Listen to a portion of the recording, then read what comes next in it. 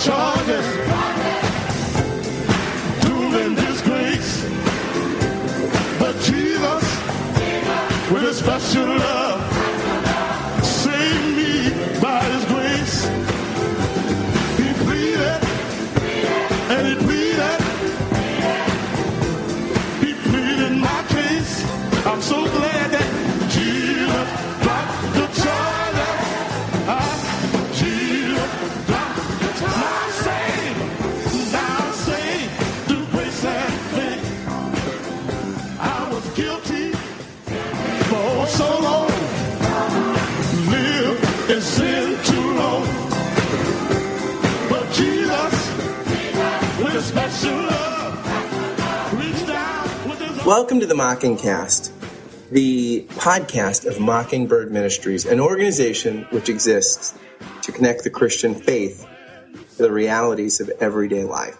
I'm Scott Jones. I'll be your host, and in just a moment, I'll be talking with CJ Green about this weekend's Weekender. Self-justification occurs when people lie to themselves to avoid the realization they did anything wrong in the first place. A couple years ago, I found myself on Christmas Eve, the day, in the afternoon, in traffic court. I was appealing a ticket in Philadelphia, one which, in all honesty, I was guilty of the violation. It was running a stop sign, but I figured I'd take my chances. And it was so strange was the judge who was so joyful. And actually, a couple cases in it came out. He was a pastor, I guess part-time in the weekends. But this judge was so gleeful. And as in every case, he would quickly, about a minute in, get the person to, everybody was pleading guilty and throwing themselves on the mercy of the court. He'd get them to admit their guilt. And then as the second they talked about their culpability, he gave them clemency and dismissed the case every single time except one before me. I don't know how things worked out afterwards, but I'm sure the same way. But a few cases before mine, there was a young man who pled not guilty. And the judge said, look, you're guilty. I know what you did. You pulled into this lane, which was a no-turn lane, and made the turn anyway. I've seen tons of cops cite people for this at Roosevelt Boulevard. You did it. Just admit it. Admit it. We were all shocked he wouldn't admit it. And he was the only one that didn't get off scot-free that day. So the moral of the story, and by the way, I got off as well, and I stammered and was pardoned. But the moral of the story is always go to traffic court on Christmas Eve. But on a slightly more serious note, self-justification occurs when people lie to themselves to avoid the realization that they did anything wrong in the first place. How often does self-justification, the temptation to it, in living our lives as self-justifiers, keep us from so many good things in life? I mean, from getting clemency on a speeding ticket to getting real grace and forgiveness and hope in a relationship, or from accepting a failure, the acceptance of which might liberate us to and for a new beginning in life, something that could really be a severe mercy and maybe even a sweet one. My head below. Yeah, yeah. Jesus dropped the charges. Jesus dropped the charges. Now I'm free, down in my soul. All right, I am here with CJ Green, and we are going to talk for a few minutes about the Weekender. Now, CJ, I want to thank you, not just for, in general, all the work you do for Mockingbird, but I have already sent the Molly Ortberg talk, the founder of The Toast, to 2 people since you sent it to me this morning. Actually, 2 young women I care about very much. One is my sister-in-law. Another is a good friend who moved out of state but used to be a part of our church, and my wife and I very much care about. I found this talk inspiring, and I found it encouraging, and I wanted some people in my life to benefit from it. So tell me, what drew you to it? I mean, this is the woman's, by the way, it's her first talk ever, right? Yeah, it is. I mean, what's great about her and the toast itself and that talk in particular is that she's just so funny. Makes her really approachable. And yeah, since it's her first talk, she's just like very honest, just pretty endearing. Yeah, some of this stuff, what's great, right, is she actually says that the performance, here's her jokingly, she says this kind of tongue-in-cheek, right, but here's your plan for success. Don't go to an impressive school or have a good job. Work at Yelp for 3 weeks. Embrace your death and do your best. That's what life is mostly all about, probably. Right? And she talks about how she moves across the country she got a job at the Atlantic, right? And quit 3 weeks into it. She just has this way of like expressing that she's got it together, but she definitely doesn't have it together. And it's like this really comfortable, approachable paradox. Yeah, she says that she's so nervous, and she says, you guys, so what she's learning, you quote here, you guys can mess up so much and still turn out okay, and I don't think I'm going to puke. I'm feeling better. She thought she was going to throw up. She was so nervous. Yeah, the whole time. But I think that, isn't that something that all of us need to be reminded of, that we can always kind of start over again at the beginning? Yeah, definitely. It's like with her humor, it's sort of a reminder of good news. She talks a lot about, particularly in that talk, there's a funny section where she's addressing like this section on the blog about how in Western art, there's this trope of medieval women listening to men play music, and like, yeah, that's so terrific. So you can go to The Weekender and find the link to the talk, which I would highly recommend, especially if you have a young person in your life, that just finished college or is and is sort of wondering what they're going to do with the rest of their lives. I feel like there's no better thing than this piece to show that, grace, humor, and an openness to the future really can make a huge difference in your own journey for self-discovery. Yeah, absolutely. And also, I think it says a lot that, well, first of all, she comes from a very feminist perspective in a lot of her posts. But that's not what's particularly interesting to us. It's just her openness and her transparency and, her honesty about whatever situation she's addressing. And it just says a lot about that blog and about her style, that it not only speaks to young women, but also to men like myself and the other guys here at Mockingbird. We keep up with all of her posts, which is pretty awesome. Yeah, I found her enrapturing. I mean, it was very she's very listenable, and she's got a great kind of message and medium. Now, from that on to something I found super interesting in my own podcast, New Persuasive Words. We talk about stuff like this a lot. This article you said it's in Time Magazine, but it could have been in Mockingbird. And the title is Why We Lie to Ourselves When We Make Mistakes to Preserve Our Belief That We Are Good People. It's just so Mockingbird-esque, talking about self-justification, self-righteousness. It really addresses what is at the heart of the Mockingbird message, that, we sort of pile these justifications on top of ourselves to hide the fact that, maybe after all, we're actually not good people. At our honest core.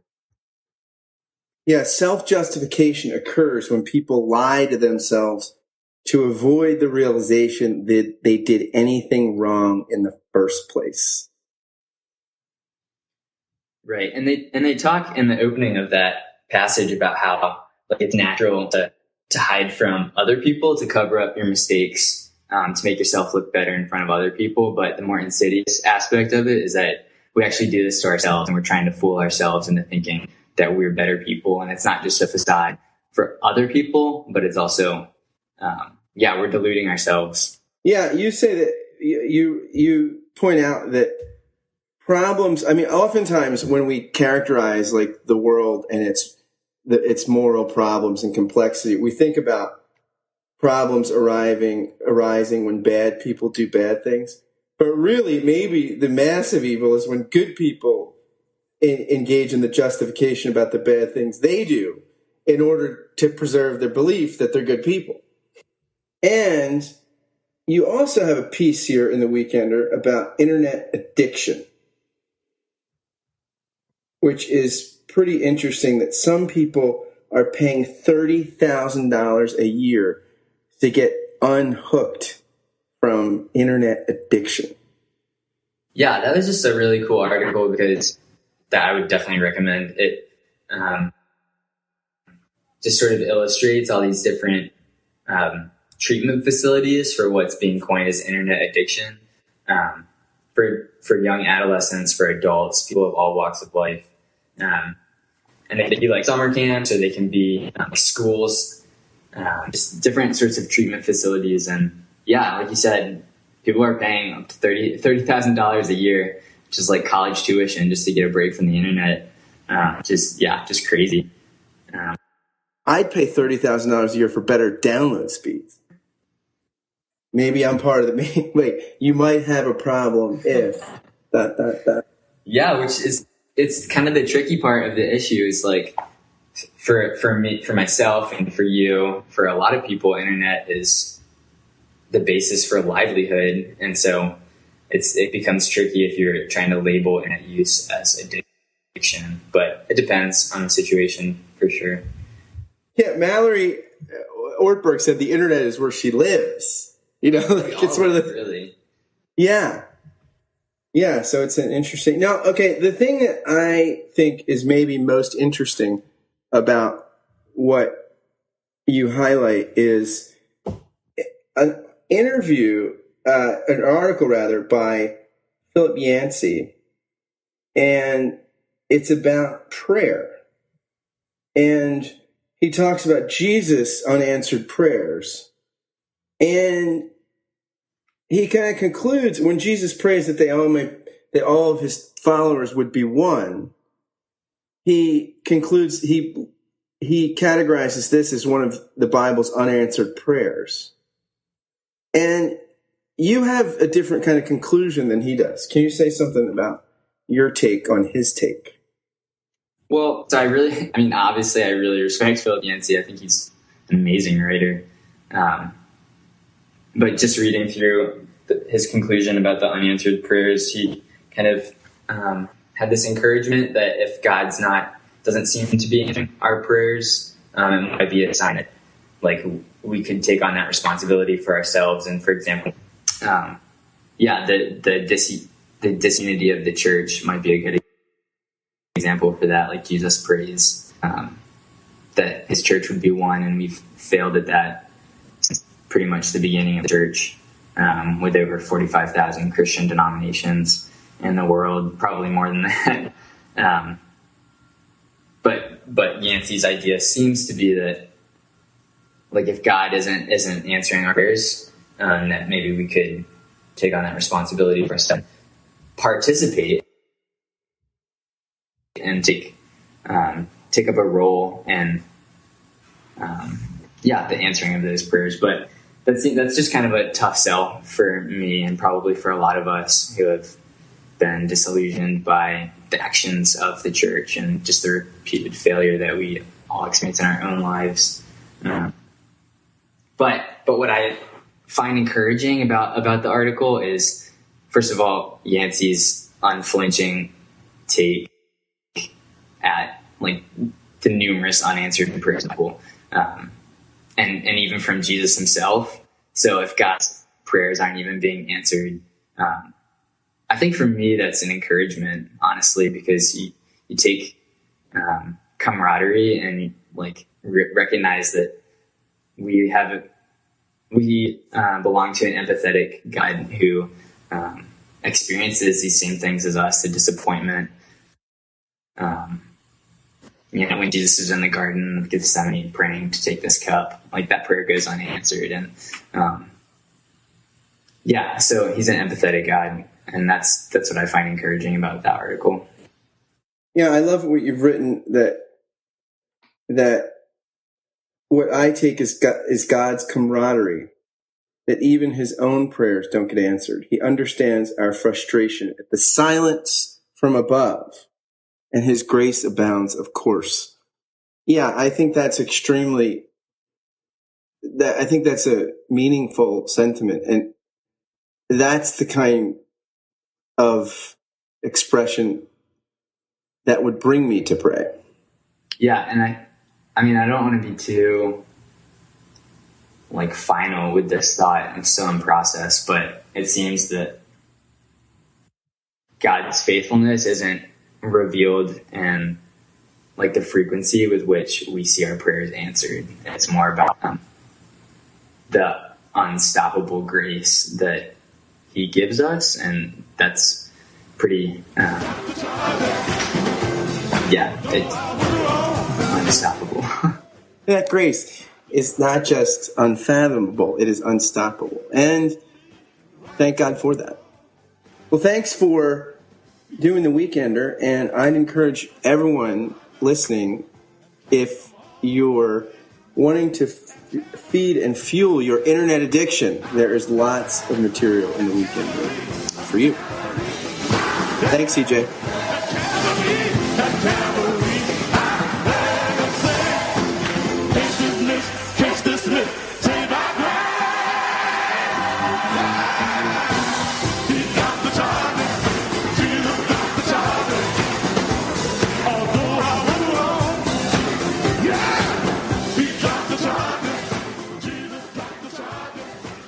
In a recent issue of Modern Reformation, David Zoll, Mockingbird's director, has a wonderful piece about pop culture Jesus. The piece concludes with the following words. In some, there's much to emulate in the Jesus we find in popular culture. Maybe even respect, but there is curiously little to crucify. And yet, oddly enough, he still has our attention. Twist and turn his likeness as we may, make him over and repackage all we like, we cannot seem to rid ourselves of this Son of Man. He still looms large. Perhaps there is something hopeful about that. Because someone who goes to the New Testament looking for hipster Jesus or wrestling coach Jesus is going to find something else in there, something that may detain them. A Jesus who does not leave sinful men and women to their portrayals of him. Thanks be to Pops for that.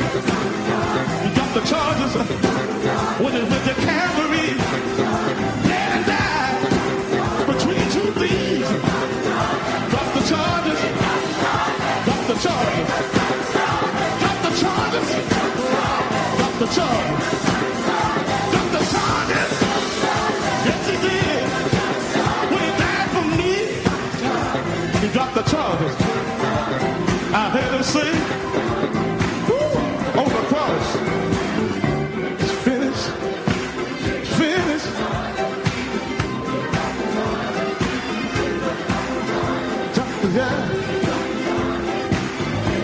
At Calvary, at Calvary,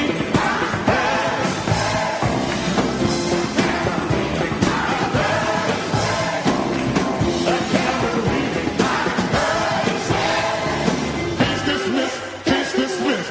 Saved by grace.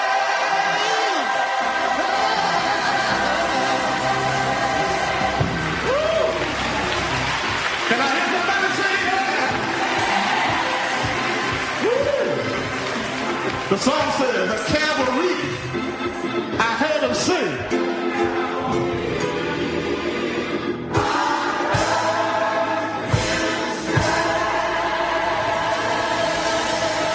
You know, a lot of folk were standing around Calvary that day. But it was just hanging on the cross. I heard it at Calvary.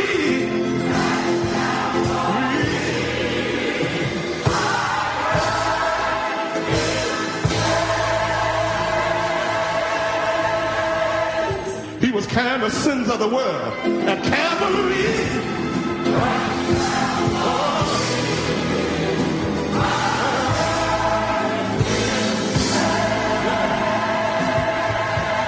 He said, Eddie O'Neill, I'm going to save you. He'll say, case dismissed.